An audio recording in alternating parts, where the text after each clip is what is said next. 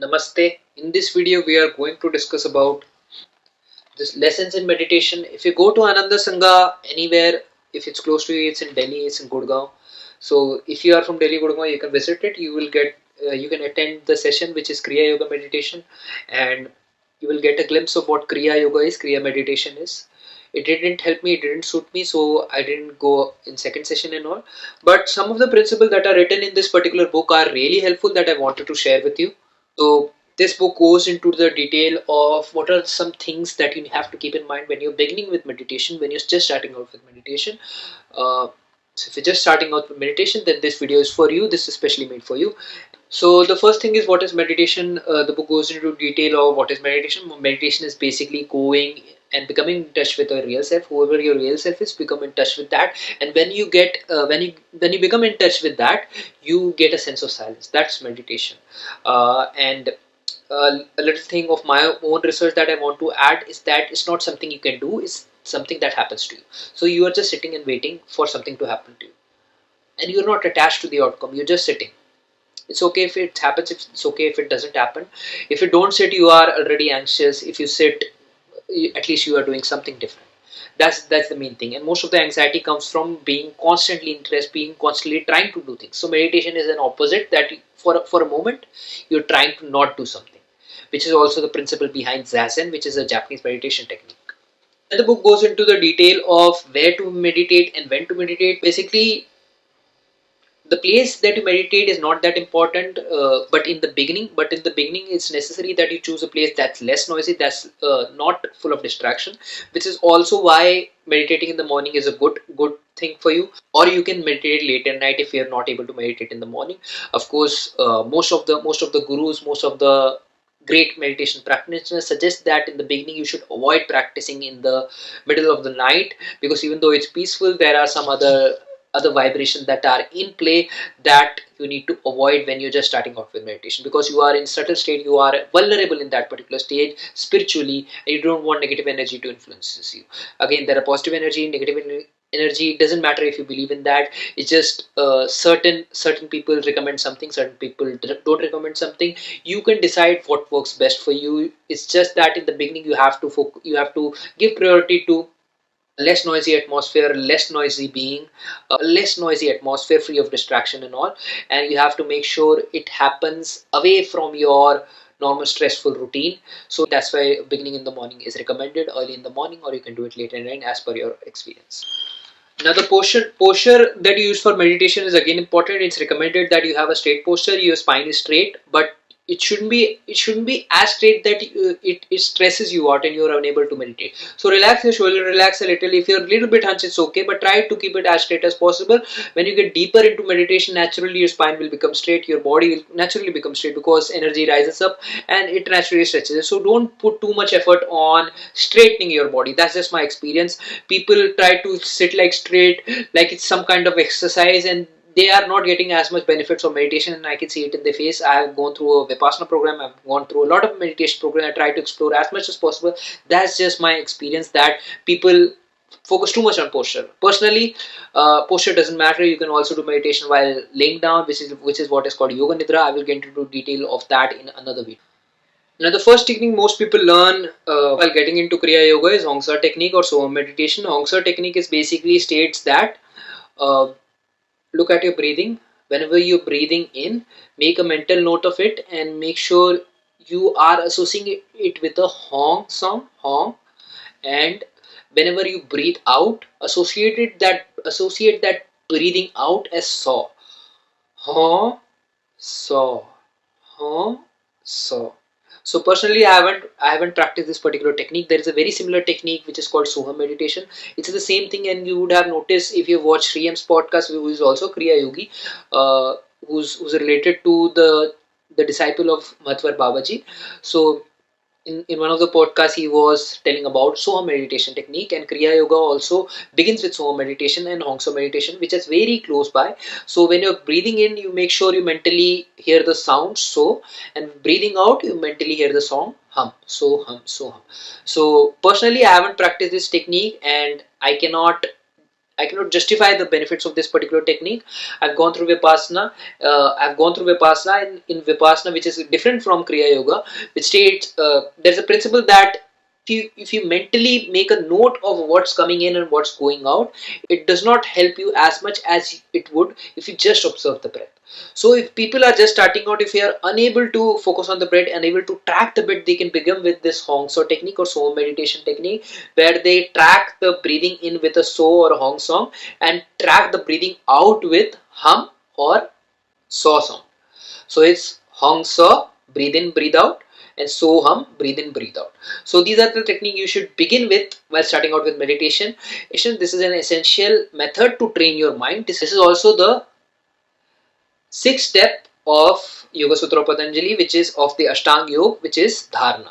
So this means Dharana. So you're basically training your mind to sit into meditation, to begin to meditate, get into Dhyan state. So this is a necessary step. Don't skip this step. Train your mind. If Soha meditation or Hong So meditation doesn't suit you, you can do Anapanasati. There are millions of videos on YouTube on Anapanasati, which is basically looking at feeling the sensation right below your nostrils.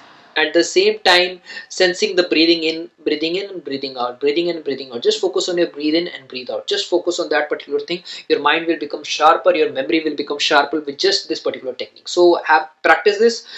This will be really helpful for getting into meditation. Again, remember that you cannot meditate. You can only let meditation happen to you. So this is one important thing.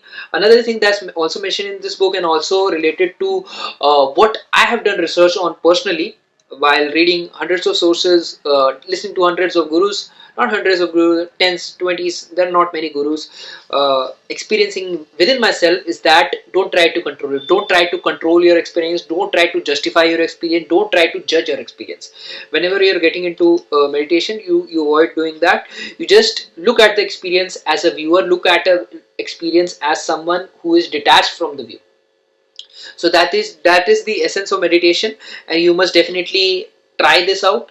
Try these three techniques that I said: Anapanasati, Sohang, Hong So technique, and this would really help you get into and experience that meditation. When you practice this regularly, practice these techniques regularly, you will reach a state where you sit down and relax, and you can feel that your mind does not have any thought, or mind is silence. Mind is not just rushing this corner and that corner and that corner, top, bottom. It's not running all the time.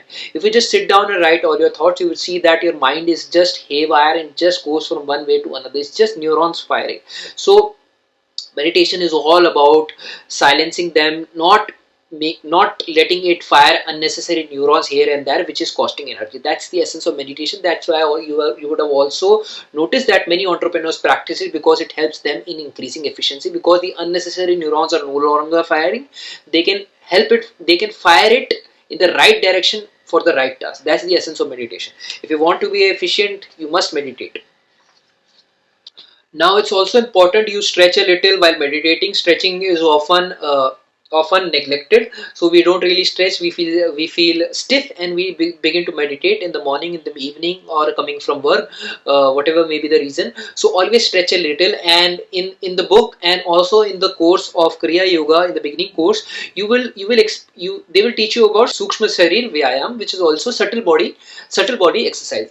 What is the subtle body? This is the material body which you can see right now. There is a body within me, that which is called energy body. That's the subtle body. And you also have, which is the electrical body. The first body that comes into our being is the electrical body. That brings the blueprint for the entire body, our entire nature. That's from my own research. It's not written in this book, or maybe I have missed it.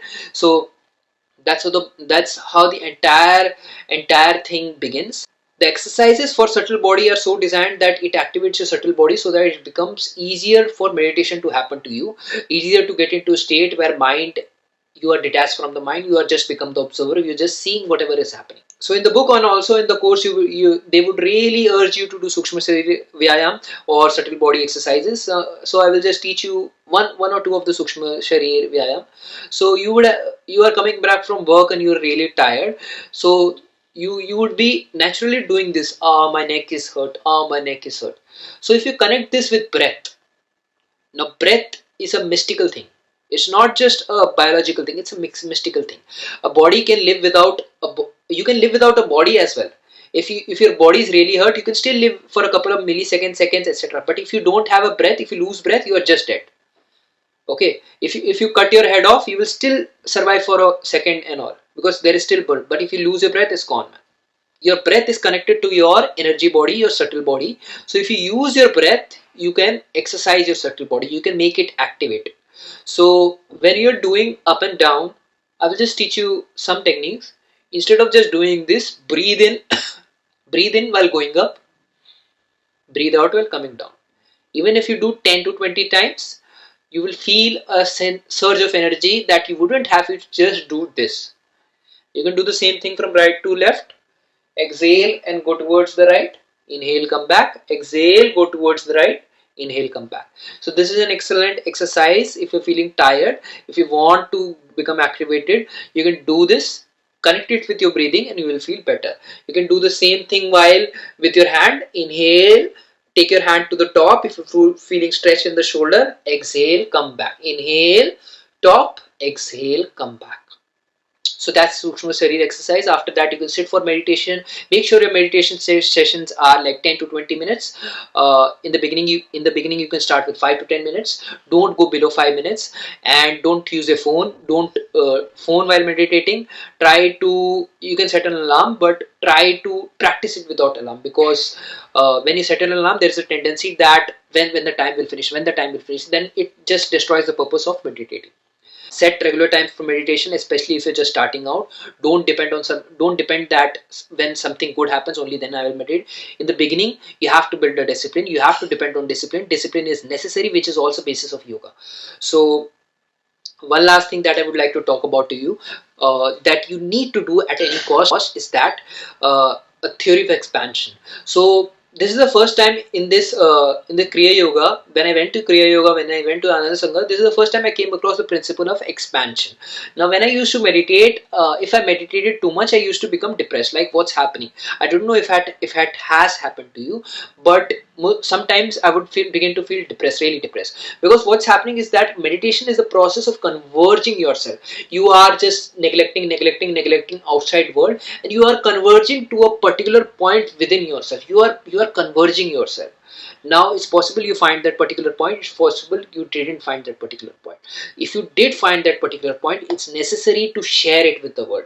If you don't share it with the world, then you will become depressed. Then you'll reach a point where you're feeling gloomy, when you are feeling you're not up to the mark, because happiness only comes when you share it with others. The eternal bliss only comes when you share it with the others. So if you did find some bliss in your meditation session by practicing 5, 10, 20 minutes, share it with the world. How to share it with the world? Just release the blessing. Okay, something good has happened to me. I wish everyone experiences this. I release my energy to the world. You will feel more good. That happens to you. This is also something I learned from Vipassana, which is like Maitreya. They call it Maitreya technique. I think, if I don't know if I'm pronouncing it right. So it's a beautiful technique, and it's a beautiful technique, and I hope you practice this technique. Of course, I haven't talked about meditation in the extent, because this is basically a beginner's guide to meditation. If you want a specific technique of meditation, you can basically do the japa. 5 to 10 minutes you jap your favorite mantra. It could be Hanuman mantra, Hare Krishna mantra, Om Namah Shivaya mantra. Just meditate, and when you are chanting that particular mantra, don't focus on the end of the beat, like when it's going to end, then it's ruined. It's just live in the process. Just let it happen. Don't be in a hurry. Whenever it happens. That's the art of meditation. Whenever it happen. Don't be attached to the craving. Don't be averse. Don't be attached to the outcome, and don't crave for it. Don't averse it. Like, when will this end? Don't have that particular feeling. That's the essence of meditation. The Soham meditation, Hongso meditation, the Anapanasati can also become meditation for you. It's a beginner exercise, but it can also become meditation for you. Of course, the real meditation, which is the glimpse of Samadhi, no one can teach you. That's the fourth stage, and people can only indicate towards that. This was not written in this particular book. This is not like an exhaustive guide. This is just a beginner book. I just thought this will still be helpful for people who are just starting in meditation. So I hope this was helpful for you. I hope you learned something from you. If there was a favorite lesson from this book, I want you to please put it down in the comments. I will definitely pin whatever I like the best. I will reply. If you have any question, comment down below. I would love to reply to it. I would love to help you out.